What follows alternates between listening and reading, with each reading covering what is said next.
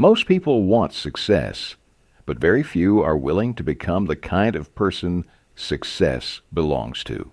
What makes a person truly successful? Is it money? Fame? Accomplishments? Or is real success something deeper, something built on who you are, not just what you achieve? We often think success means being busy, hitting goals, or impressing others. But the people who experience real, lasting success, they have something more. They are highly effective. Their success doesn't come from shortcuts or luck. It comes from habits. Habits based on strong values, discipline, and clear thinking. Think about it.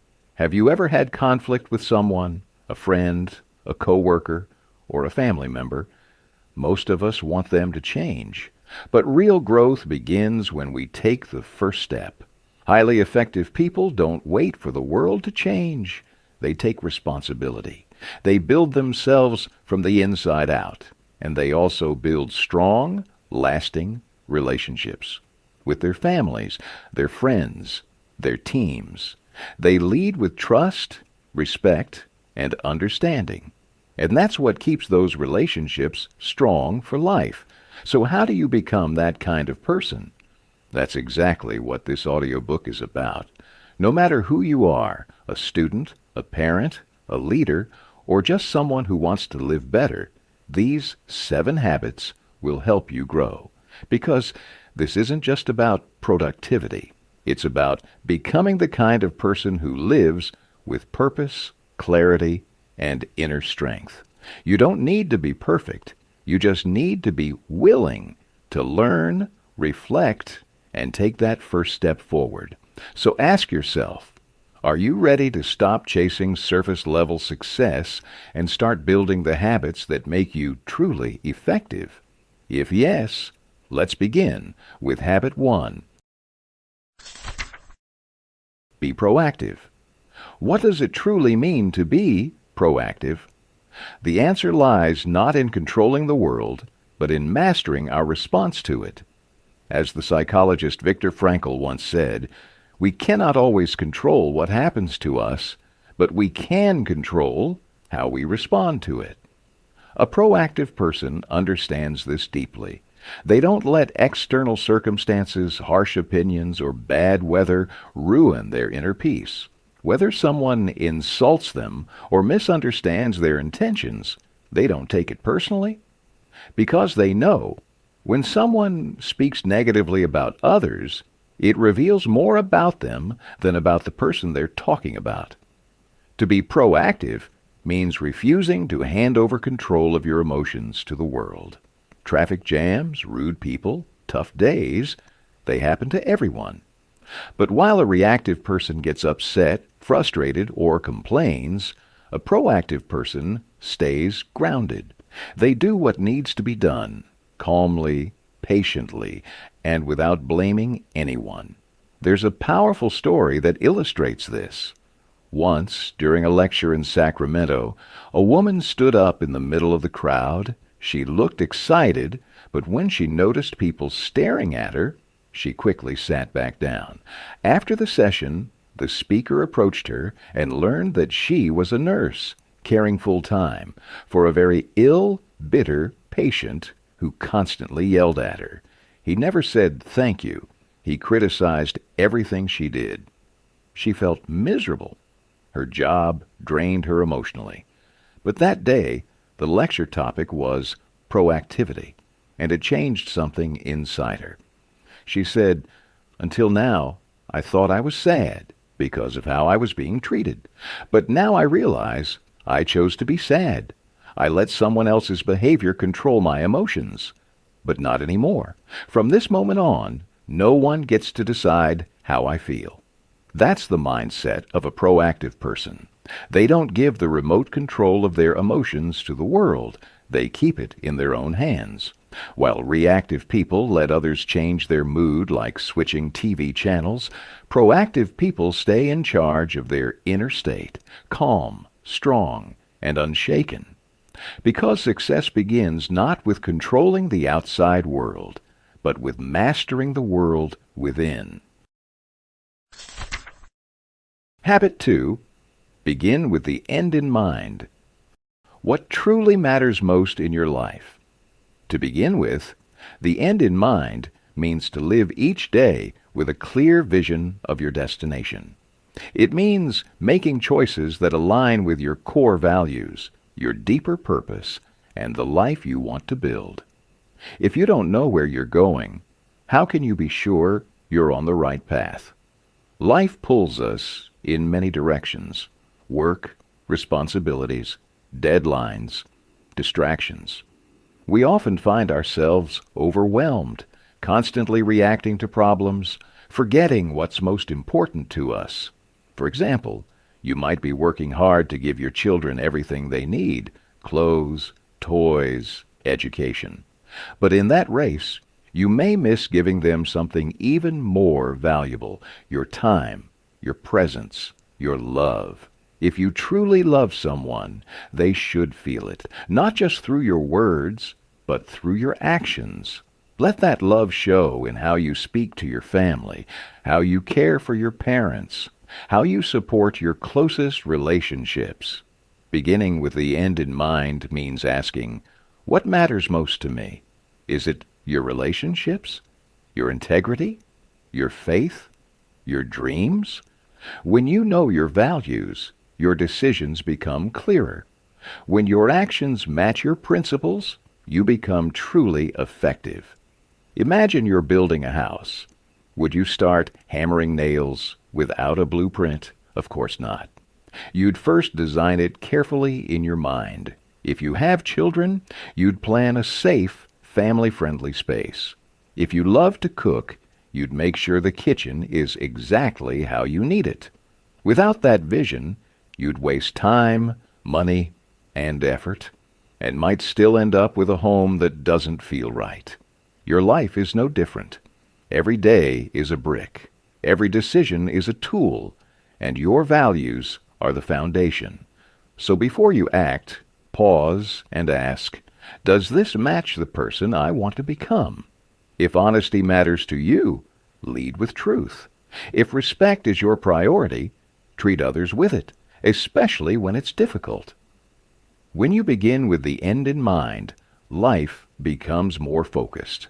Challenges don't shake you as much because your path is clear. You're not just surviving the day, you're building a future that reflects your deepest values. Habit 3. Put first things first. Putting first things first isn't just about managing your time, it's about managing yourself. As human beings, we have a gift that sets us apart from all other creatures: self-awareness. We can reflect on our actions, evaluate our decisions, and change our path when we realize we're headed in the wrong direction. But even with this power, we often get overwhelmed by daily demands and forget to focus on what truly matters. That's where priorities come in. Many people use planners, to-do lists, or reminder boards to stay organized. But even with all these tools, important tasks often go unfinished. Why? It's not because of a lack of discipline. It's because the real priorities were never deeply understood in the first place. You can't commit to your priorities until you fully believe in them. You have to ask yourself, why is this important to me? What makes this task more valuable than the others? That inner clarity is what gives you the strength to stay focused and to say no when needed. Putting first things first means learning to protect your time and energy. When your plate is full, not every opportunity deserves a yes. In fact, saying no to the wrong things is just as important as saying yes to the right ones. Take this story, for example. Sandra was asked to lead a local community project. Though the project was meaningful, she already had other important commitments. Still, under pressure, she agreed. Later, she spoke with her neighbor Connie and invited her to join the same project. Connie responded politely, "Sandra, this sounds like a great initiative, but due to some personal reasons, I won't be able to take part.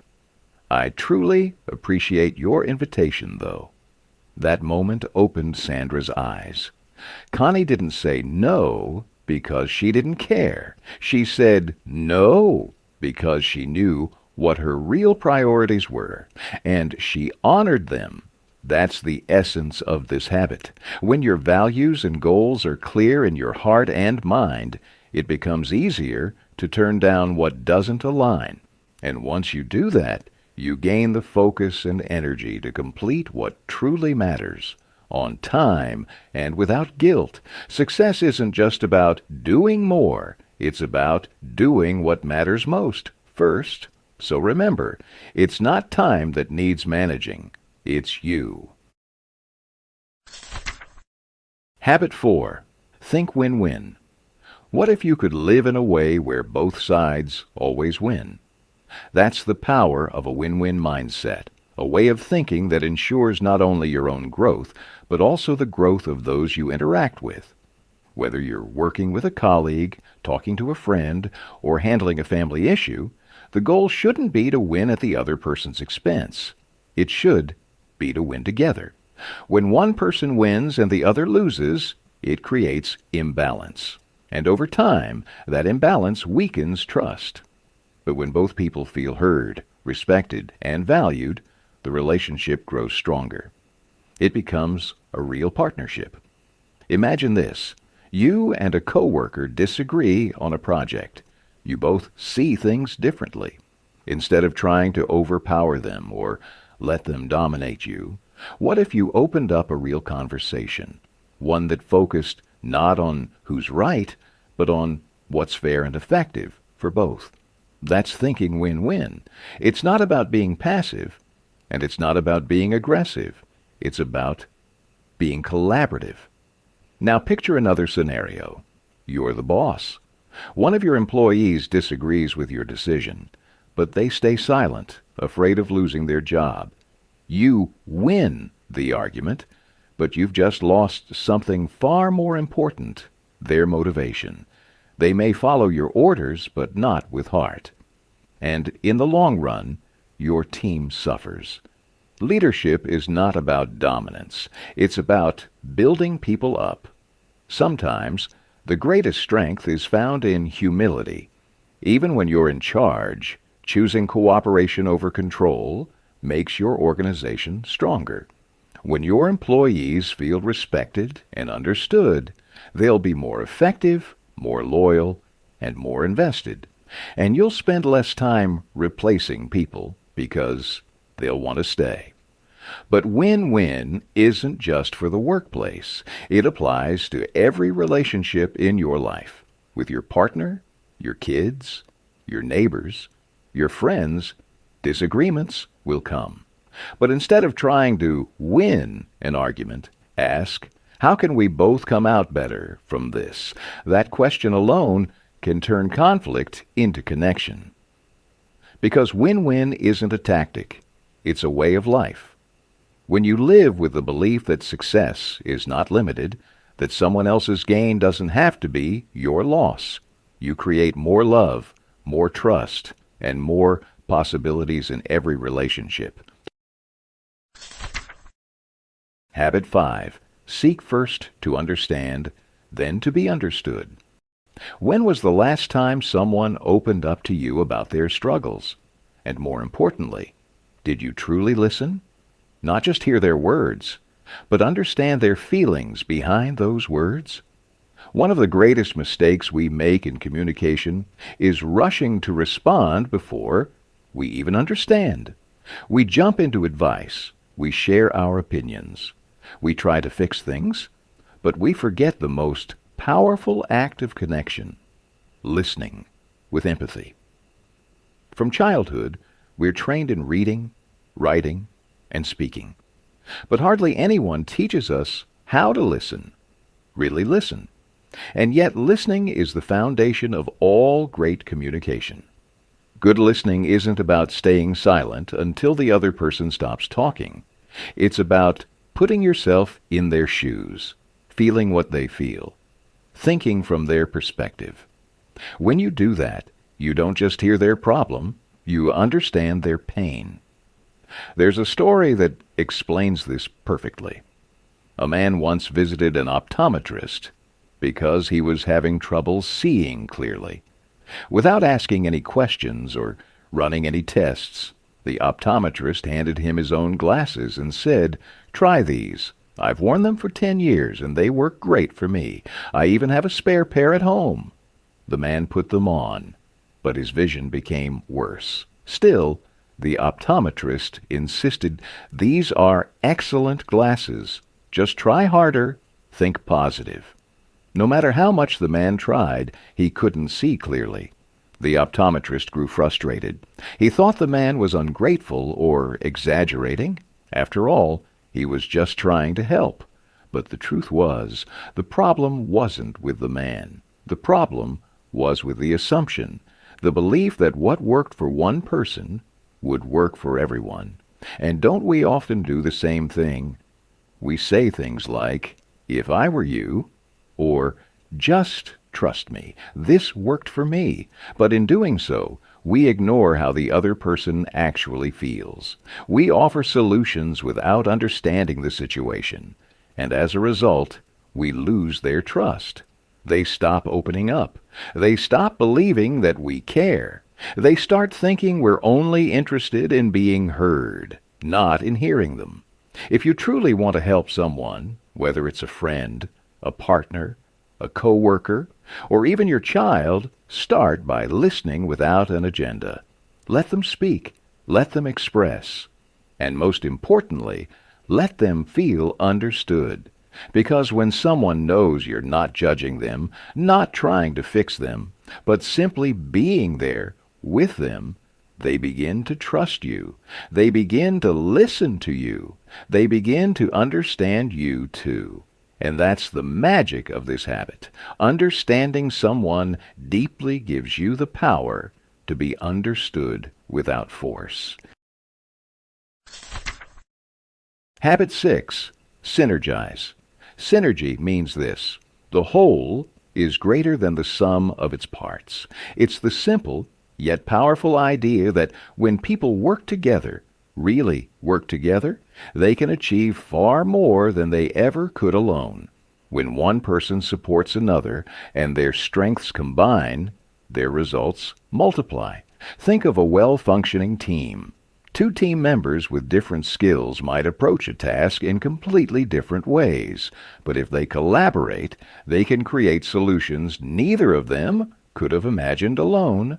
Their combined effort leads to something greater, something original. You often see synergy in moments of crisis, during natural disasters like earthquakes or floods. In those moments, people forget their differences. They come together. Strangers become allies. Survival becomes a shared mission. And something powerful happens.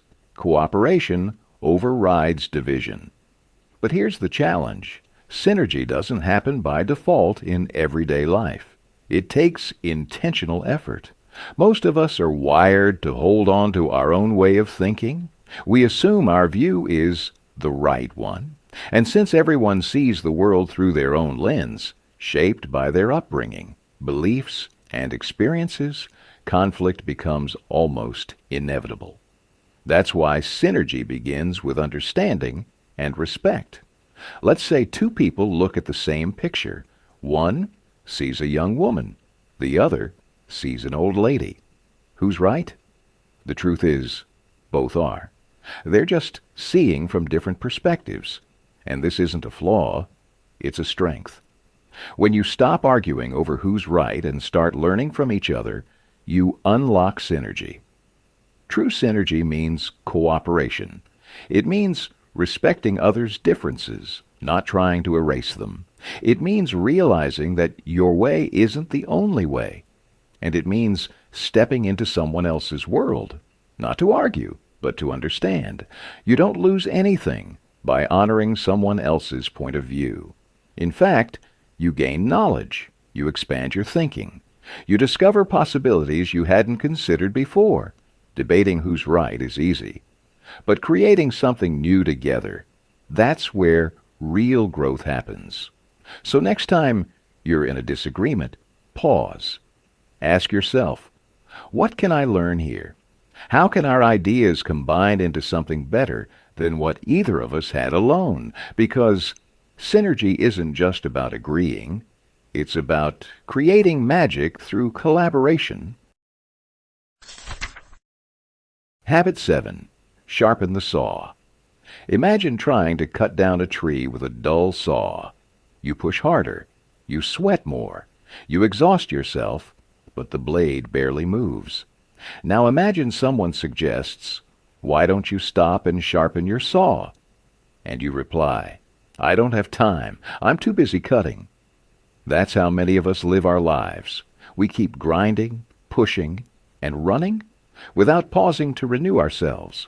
Sharpening the saw means taking time to renew your greatest asset, you, your body, your mind, your soul, your heart.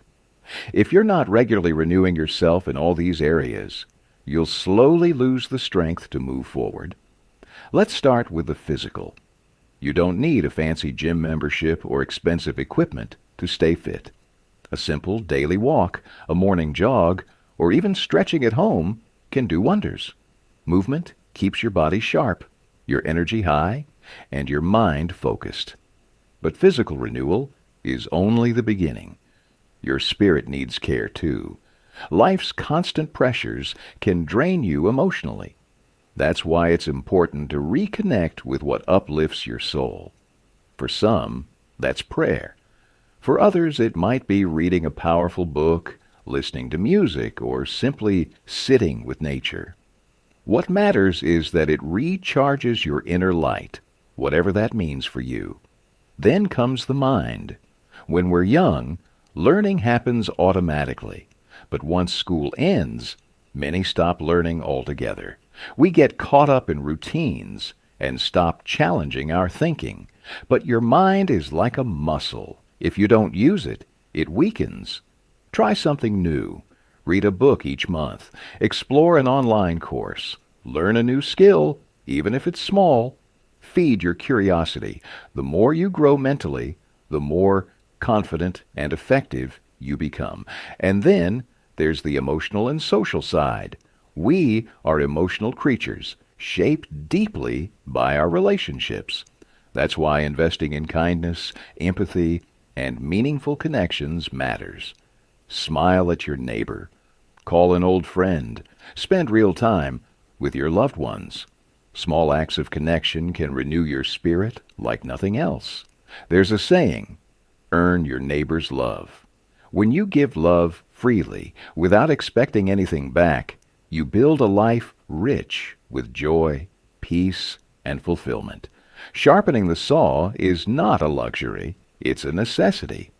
Because just like that tired man in the forest, you might be working hard, but not effectively. Sometimes, taking a break is not slowing down, it's speeding up wisely. So pause, sharpen your tools, your energy, your vision, your values. Because in the end, your greatest tools aren't outside of you, they are you. Conclusion. So now you've learned the 7 life-changing habits of truly successful people. Habit 1, be proactive. Take responsibility for your life. Habit 2, begin with the end in mind. Define your destination before you start. Habit 3, put first things first. Prioritize what truly matters. Habit 4, think win-win. Choose outcomes that benefit everyone. Habit 5, seek first to understand, then to be understood. Listen before you speak. Habit 6, synergize. Work together to create something greater. Habit 7, sharpen the saw.